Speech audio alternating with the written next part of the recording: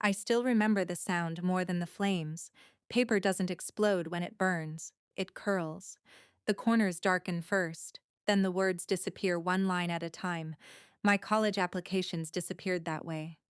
I had scored a 1470 on the SAT.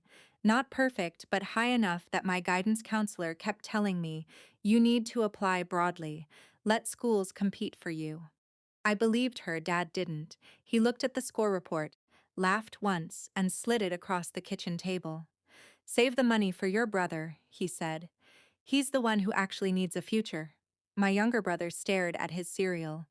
He didn't laugh. Mom said application fees were wasteful. She called college a fantasy people like us can't afford. I tried explaining fee waivers, scholarships, financial aid. Every sentence sounded weaker than the one before. She gathered my envelopes anyway. I thought she was putting them away. Instead, she walked outside to the old metal burn barrel behind the garage. I followed her. She never raised her voice. She simply dropped the stack inside, struck a match, and watched until the last envelope folded into ash.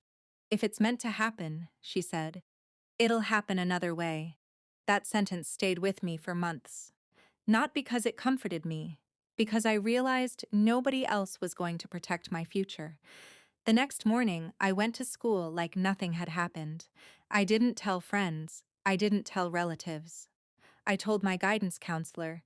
She listened without interrupting. When I finished, she opened her desk drawer, handed me a box of application forms, and said quietly, "Let's start over." For weeks, we stayed after school. Teachers rewrote recommendation letters. The registrar printed fresh transcripts. My English teacher helped polish essays she thought she'd never read again. Application fees were quietly covered through school assistance programs. Nobody made me feel like a charity case. They treated me like a student worth investing in. At home, I stopped arguing. Dad interpreted my silence as surrender.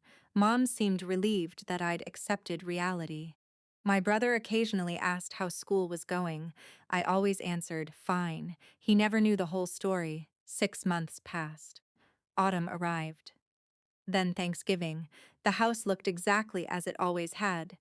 Dad carved the turkey while explaining how practical decisions made strong families. Mom kept reminding everyone how much she'd sacrificed for her children. I noticed she never said both. I barely spoke. The silence felt easier than reopening old wounds. Halfway through dinner, the phone rang.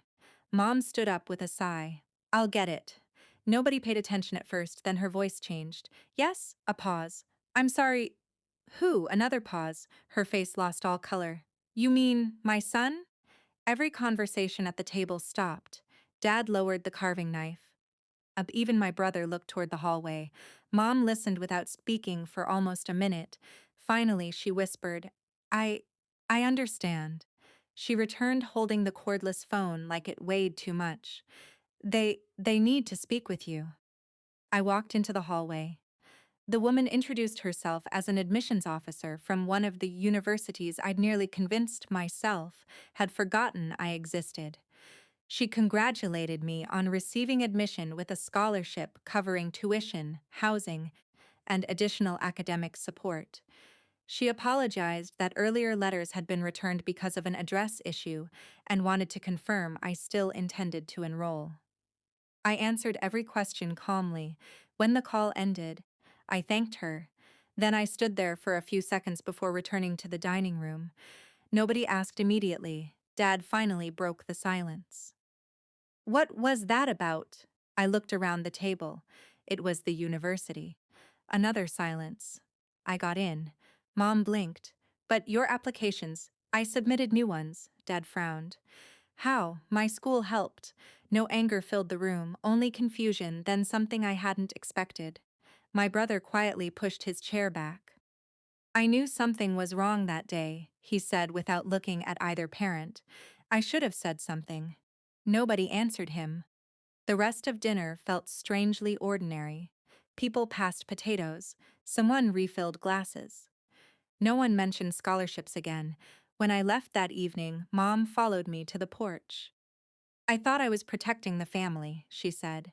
I believed she believed that. It didn't erase what she'd done. I know, I replied. She waited for forgiveness I wasn't ready to give. Instead, I wished her a happy Thanksgiving and walked to my car, driving away.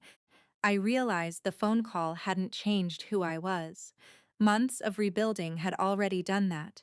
The call simply revealed something my parents had refused to see. Their approval had never been the door to my future. It had only been the first obstacle standing in front of it.